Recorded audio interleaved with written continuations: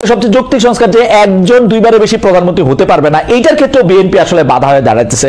এই এই এই এই এই যে মানে মানে বিএনপির অবস্থান, আপনাদের অবস্থানের কারণ কি? আসলে দুইবারের বেশি প্রধানমন্ত্রী না হলে কি লস? সেলিম ভাই আপনি বলেন তো, আপনি কেন দুইবারের বেশি প্রধানমন্ত্রী থাকবেন? আচ্ছা, আমি প্রথমেই যে কথাটা বলতে চাই সেটা হলো যে আসলে তো আমাদের অসংখ্য বন্ধু বান্ধব, আমি তো সাংবাদিক মহলে খুবই আমার যোগাযোগ আছে এবং আপনার প্রায় হেড অফ নিউজ বলেন অথবা মানে প্রধান বার্তা সম্পাদকদের সাথে কথা হয় অথবা অনেক সংবাদপত্রের প্রকাশক মালিকের সাথে কথা হয়। তো তারা আসলে যে মানে ভয়ে এখন অনেক কিছু লিখতে পারছেন না, তারা অনেক কিছুই জানেন কিন্তু তারা ভয় লিখছেন না। প্রথম আলোর মতো পত্রিকায় যখন সংবাদ পরিবর্তন হয়ে যায়, কারণ 10 মিনিটের নোটিশে প্রথম আলোকে একদম মাটিতে মিশিয়ে দেওয়ার মতো ক্ষমতা এখন ওনারা রাখেন, যে কারণে কোনো পত্রিকা এবং কোনো টিভিতেই ওনাদের কোনো সংবাদ আসে না। কিন্তু আমরা অনেক কিছু জানি, সাংবাদিকরা অনেক কিছু জানে। এটা সেলিম ভাই আমি আপনার সাথে কিভাবে একমত হই? আপনি কি মনে করেন আপনারা যখন ক্ষমতায় ছিলেন, বিএনপি যখন ক্ষমতা ছিল, আওয়ামী লীগ যখন ক্ষমতা ছিল, তাদের থেকে অনেক বেশি পাওয়ারফুল এনসিপি তাদেরকে মাটির সঙ্গে ধুলার সঙ্গে মিশায় দিবে? না, ওরা তো বাংলাদেশের ইতিহাসে কোন দিন, বাংলাদেশের ইতিহাসে কোন দিন একটু থ্রেট ছিল না সংবাদ মাধ্যমের প্রতি? বিভিন্ন ভবন অথবা বিভিন্ন মানে বাড়িঘর ধর মাটির সাথে মিশিয়ে দিয়ে তারা এক ধরনের যে মব জাস্টিস সৃষ্টি করেছে, এটা কিন্তু একটা ভীত সন্ত্রস্ত করে রেখেছে সংবাদপত্র সহ অনেকগুলো প্রতিষ্ঠানকে, সরকারি বলেন আর বেসরকারি প্রতিষ্ঠান বলেন, এগুলো তাদের আতঙ্কে অত্যন্ত আতঙ্কিত। এটা আমি একদম নিঃসন্দেহে বলতে পারি, তাদের আতঙ্কে অত্যন্ত আতঙ্কিত। এখন তাদের ক্ষমতা কতটুকু আছে নাই সেটা বড় কথা নয়, বড় কথা হলো যে মানে তারা একটা আতঙ্ক সৃষ্টি করতে পেরেছে যে তাদের বিরুদ্ধাচরণ করলে তারা। সেলিমা আমি আপনার একটা কথা বলি, প্রথম আলোর কাছে যদি এই তথ্য 100% থাকতো যে হাসনাতের বিলাসী জীবন নিয়ে কথা হয়েছে, প্রথম আলো এই স্টোরি তুলতো না, আমি আপনাকে গ্যারান্টি দিতে পারি। প্রথম আলো দুর্বল হইতে পারে, প্রথম আলো এখন এত দুর্বল না সেলিম ভাই, এবং প্রথম আলোর হাত দেয়া এত সহজও না। আমি চাইও না প্রথম আলোকে হাত দেওয়া হোক, ওরা যতই গলাবাজি করুক, হুমকি ধামকি দেখ, আমি জানি তো মানে এইটা যদি প্রথম আলো যদি নিউজটা ঠিক হইতো, প্রথম আলো এটা তুলতো না, যত হুমকি দেখ না। ঠিক আছে, তারপরও মানে তারা স্বস্তি বোধ করে নাই বলেই তারা আসলে এটা না, নিউজটা সত্যতা নিয়ে আমার সন্দেহ আছে ভাই। হাসানাতের বিলাসী জীবন নিয়ে আমাদেরও কিছুটা কথা আছে, কারণ তাকে এক পোশাকেই দেখি এবং তাকে অন্যদের চাইতে আমরা আলাদাভাবে দেখতে চাই এবং আমরা সেভাবেই তাকে দেখবো বলে আশা করছি আর কি। না, ও আবার ইন্টারেস্টিং ও আমার হোসেন এসে বলে গেছেন উনি আর কি, ও বলাটা ঠিক আছে না, উনি আমার হোসেন এসে বলে গেছে আপনার মতো 1000 খালেদ মুহিউদ্দিন আছে যারা আমার গাড়ি দেয়। ওটা বিশাল ব্যাপার। আমি মনে মনে বলি যে এবং অপসংস্কৃতিতে তারাও যে অভ্যস্ত হয়ে গেছে, 1000 লোক যে তাদেরকে গাড়ি দিলে তারা গাড়িতে চড়বে, এই জিনিসটা প্রমাণ হয়ে যাওয়ার কারণে গাড়িটা দেয়। তাদেরকে একজনের গাড়ি দেওয়ার পরে যদি সে গাড়িটা ফেরত দিয়ে দিত যে না আমি এই গাড়িতে চড়বো না, তাহলে আর দ্বিতীয় ব্যক্তি তাদেরকে গাড়ি দেওয়ার ব্যাপারে আপনার সাহস পেত না এবং আমরা একটা নতুন দিশার সন্ধান পেতাম, নতুন বন্দোবস্তের দিকে আমরা ধাবিত হতাম। যাক, এখন যে সংস্কারের কথাটা বলছেন, সংস্কারের ব্যাপারে তো আমরা সংস্কার চাই। আপনার বিএনপি আজকে থেকে আরো 2-2.5 বছর আগে 27 দফা সংস্কারের দাবি তারা সাংবাদিক সম্মেলনের মাধ্যমে পেশ করেছে। পরবর্তীকালে আমাদের প্রায় 40টি রাজনৈতিক দলের সাথে একাধিকবার বৈঠক করে আমরা 31 দফার একটা সংস্কার প্রস্তাব আমরা উত্থাপন করেছি। সেখানে বলা হয়েছে যে এক ব্যক্তি 2বারের বেশি প্রধানমন্ত্রী হতে পারবেন না, কিন্তু যেমন আমাদের বিভিন্ন ব্যবসায়িক যে 31 দফার মধ্যে আসে একাধারে পরপর প্রধানমন্ত্রী হতে পারবেন। বাংলাদেশের বিভিন্ন মানে সামাজিক ক্লাব এবং বিভিন্ন মানে ব্যবসায়িক প্রতিষ্ঠানগুলোতে আছে পরপর 2বার বা 3বারের বেশি কেউ ইসি মেম্বার হতে পারবেন না, পরপর 2বারের বা 3বারের বেশি কেউ আপনার প্রেসিডেন্ট হতে পারবেন না। যদি পরপর 2বারের বেশি হতে পারেন, পর 5 বছর পরে বা 4 বছর পরে আবার হতে পারবে, এই ধরনের একটা নিয়ম আছে। বাংলাদেশে পরপর 2বারের বেশি প্রধানমন্ত্রী হতে পারবেন না, এটা এমন কি সংস্কার? এটা করলে এটা বিরাট বড় সংস্কার ভাই। আমি আপনাকে বলি এটা অনেক বড় সংস্কার। এইটা যদি সংস্কার না হয়, আমরা দেখতে পাচ্ছিলাম যে শেখ হাসিনা সম্পর্কে বলা হয় যে তার বিকল্প কি, যদি সংবিধানে এটা থাকা, এবং বিকল্প কি বলতে বলতে কিন্তু 3টা খারাপ ইলেকশন করা হয়েছে, একটা ফেসিবাদী একটা রাজনীতির একটা সূচনা করা হয়েছে।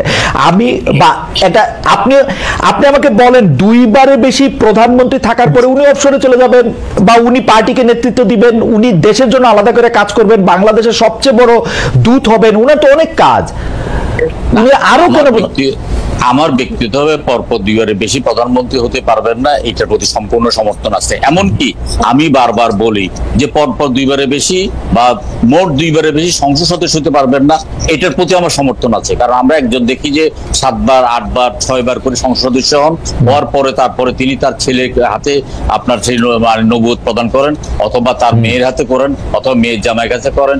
এই যে পারিবারিক ভাবে তারা কোনো কর্মীদেরকে উঠতে দেন না, আমি এটার বিরুদ্ধে। এছাড়া আপনি যদি আমাদের পাশের দেশে দেখেন, জ্যোতি বসু 5 কি 6 বারের মতো মুখ্যমন্ত্রী হয়েছিলেন, প্রায় 6 বারের মতো। মমতা ব্যানার্জি ইতিমধ্যে মনে হয় 4 বারের মতো মুখ্যমন্ত্রী হয়েছেন। ভারতের বিভিন্ন প্রদেশে 3-4 বার পর্যন্ত মুখ্যমন্ত্রী হতে পারছেন। সুতরাং আমরা বাংলাদেশেও প্রদেশ করবো, তো প্রদেশের মধ্যে মুখ্যমন্ত্রী আপনিও হয়েন 3-4 বার, কিন্তু প্রধানমন্ত্রী পদটা হেড অফ স্টেটের পদটা 2 বারে রাখেন সেলিম ভাই। না, এটা 2 বার আমরা আমাদের কাছে এটা ভালো, আপনাদের জন্য ভালো। আমরা 2 বারের জন্য আমরা পরপর 2 বারের বেশি প্রধানমন্ত্রী চাইবো না। এটা যখন আমাদের সাথে আলোচনা করবে আমরা এটার পক্ষে একমত থাকবো, এবং অধিকাংশ রাজনৈতিক দলই এটার প্রতি একমত থাকবে। এটা কিন্তু খুব যে মৌলিক সংস্কার, আমি এটাকে মৌলিক সংস্কার মনে করি না। পরপর 2 বারের বেশি প্রধানমন্ত্রী থাকা উচিত নয়, এটা আমি মনে করি, এটা আমি বিশ্বাস করি এবং এটা আমি ধারণ করি। কোন সংস্কারটা নিয়ে আপনার কাছে মনে হয় যে মৌলিক সংস্কার এবং এইটা করা উচিতই না, এটা নামই এখন আনা উচিত না? মানে আমরা তো প্রতিদিনই বিভিন্ন জায়গায় দেখতেছি, আপনি একটু বিশ্লেষণ করে বলবেন যে এই সংস্কারগুলির মধ্যে কোনটা আপনার সবচেয়ে চোখে পড়তেছে যে না এটা একদম হওয়াই যাবে না? আমার তো বারবার মনে হচ্ছে 2 বার একাধারে প্রধানমন্ত্রী, 2 বার পরপর প্রধানমন্ত্রী, এটাই বেশি আলোচনায় আমার চোখের মধ্যে লাগতেছে, আর বাকি তো সবাই একই আছে। এটা আলোচনার মধ্যে রাখতেছে, কিন্তু সংস্কার কমিশন গুলো যে কি সংস্কার করতে চাচ্ছেন এবং কি সংস্কার তারা এই 8 মাস যাবত তাদের মন্ত্রণালয়ের মৌলিক কোন সংস্কার করতে পেরেছেন কিনা বা গৌণ কোন সংস্কার করতে পেরেছেন কিনা, এটার কোনো উদাহরণ আমাদের মধ্যে নেই। আপনারা রাজি হইলেই না করবে, আপনারা করতে পারতেছেন কিনা এটা কেন করতেছেন এই সরকারে? আপনারা রাজি হইলে কালকে করে ফেলবে, সাইন করে ফেলবে। সংস্কার করতে তো একটা চিঠি না। দেখুন, আমি বলি স্থানীয় সরকার যে সংস্কারের মানে যে বর্ণনা দিয়েছেন সেটা আমরা 1965 সালে বিডি মেম্বার মানে বিডি মেম্বার বা মৌলিক গণতন্ত্রের মেম্বার আমরা পেয়েছি, যে মেম্বাররা চেয়ারম্যান নির্বাচন করবে।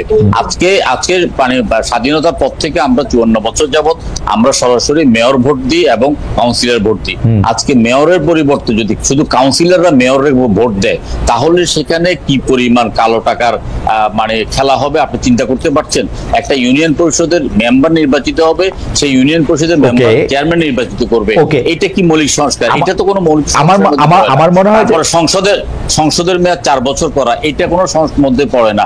তারপরে আপনার ভোটারের বয়স 1 বছর কমাতে হবে, প্রার্থীর বয়স 2 বছর কমাতে হবে। এই সংস্কারগুলোই তো আমরা চোখের সামনে দেখছি, এর বাইরে কোনো সংস্কার আমরা কিন্তু দেখতে পাচ্ছি না। এছাড়া আমি আপনাকে বলি, এই যে 8 মাস পর্যন্ত যেসব মন্ত্রণালয়গুলো আছে, এই মন্ত্রণালয়গুলো তাদের মন্ত্রণালয়কে গতিশীল করার জন্য যে সংস্কারগুলো করা দরকার, সেই সংস্কারগুলো এখনো হয়নি। এখনো আমরা যদি ঢাকা এয়ারপোর্টে আসি, আমাদের একটা লাগেজ পেতে 2 ঘন্টা, আগে 2 ঘন্টা লাগতো, এখনো 2 ঘন্টা লাগে। তো কোনো পরিবর্তন কোনো জায়গায় আমরা দেখতে পাচ্ছি না। আপনার আইনের যে আপনার পাহাড় জমে আছে মামলা। না সেলিম ভাই, আপনি আমার মনে হয় যে বেশ কিছু মানে আশার কথা বলছেন, যেগুলি আসলে করতে হলে আমাদের ইফিসিয়েন্সি একটু বাড়তে হবে। এটার সাথে কি আসলে সংস্কারে কোনো যোগ আছে? মানে ঢাকা এয়ারপোর্টে যে আপনি লাগেজ পাইতে 2 ঘন্টা দেরি হচ্ছে, এটাতে মানে প্রফেসর মোহাম্মদ ইউনূসের অনেক বেশি কিছু করার আছে? না, এটা প্রফেসর মোহাম্মদ ইউনূসের না। আমরা প্রফেসর মোহাম্মদ ইউনূসকে নিঃশর্তভাবে সমর্থন করেছি, এবং আমরা প্রফেসর ইউনূসকে সেই সময় আমাদের প্রফেসর ইউনূস ছাড়া আর কোনো বিকল্প ছিল না। কিন্তু উনি যে উপদেষ্টা মন্ডলী গঠন করেছেন সেটা দেখে আমরা প্রচন্ড হতাশ হয়েছি, আমরা খুবই আশ্চর্য হয়েছি। এই উপদেষ্টা মন্ডলীর দ্বারা বর্তমান একটা মানে এই ভয়ানক পরিস্থিতিতে বাংলাদেশে সামাল দেওয়া সম্ভব নয়। শতকরা 90 জন উপদেষ্টাই একটা অবসর জীবন যাপন করতো। তারা দিনে অথবা রাত্রে ঘুমেই তারা কল্পনা করে নেই যে তারা বাংলাদেশের উপদেষ্টা হবে। সুতরাং তাদের থেকে আমরা ভালো কিছু আশা করতে পারি। ডক্টর মোহাম্মদ ইউনূস সাহেবের সাথে যতবার আমাদের দেখা হয়েছে, যতবার আমরা বক্তব্য রাখার সুযোগ পেয়েছি, ততবার বলেছি আপনারা উপদেষ্টা মন্ডলীর পরিধি বৃদ্ধি করেন, এবং যারা উপদেষ্টা মন্ডলী যথাযথ সার্ভ করতে পারছেন না তাদেরকে দয়া করে বাদ দেন। তিনি আমাদের এই কথাগুলো একেবারেই কানে নেন। সেলিম ভাই, প্রধান উপদেষ্টা ইউনূস সাহেব কি ঠিক আছে?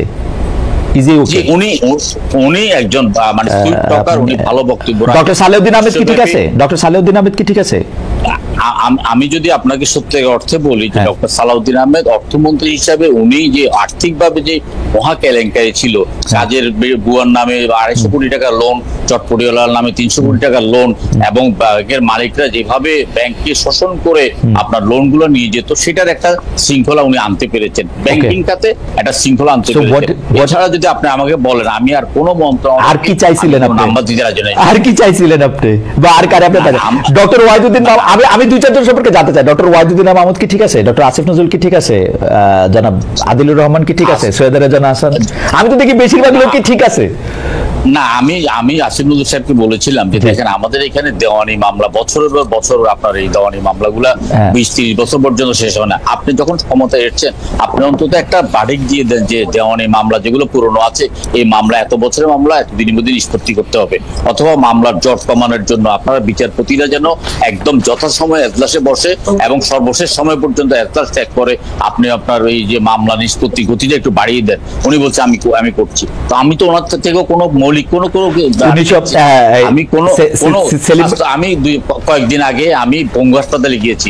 পঙ্গু হাসপাতাল যে এত নোংরা এবং এত এত একটা বাজে অবস্থা, স্বাস্থ্যমন্ত্রী তো মৌলিক, ওনারা কোনো জায়গায় কিন্তু কোনো চুরি আটকাইছে মনে হয়, চুরির কাছে মনে হয়। আর আমি একটু আপনাকে বলার জন্য একটু বলে রাখি যে 1999 সালে আমার একটা প্রতিবেদন প্রথম আলোতে লিড স্টোরি হয়েছিল, সেখানের মধ্যে আমি বলতে মানে একটা যেটাকে বলে হচ্ছে যে সামারাইজ করছিলাম, আমরা যদি আজকে থেকে স্ক্যান্ডিনেভীয় দেশগুলির মতো